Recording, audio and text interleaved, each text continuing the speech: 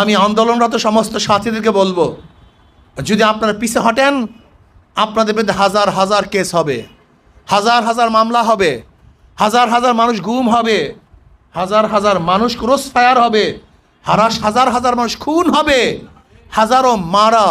হাজারো মারা তাদের বুককে খালি করবে, হাজারো বোনেরা তারা বিধবা হবে, হাজারো বাচ্চারা এতিম হবে। কাজে আন্দোলন থেকে পিছে হটার কোনো সুযোগ নাই। যেরকম তারেক বিন জিয়াদ রহমতুল্লাহ আলাইহি স্পেন দখল করার সময় নৌকাগুলিকে জ্বালিয়ে দিয়েছিল, হয়তো যুদ্ধ করো নাহলে মারা যাও, নাহলে পুকুরে এই নদীর মধ্যে ঝাঁপ দিয়ে মারা যাও। আজকে আমাদেরকে সামনে বাড়তে হবে, নয়তো মরতে হবে। পিছনে ব্যাক করার কোনো সুযোগ নেই, পিছনে ব্যাক করার কোনো সুযোগ নাই।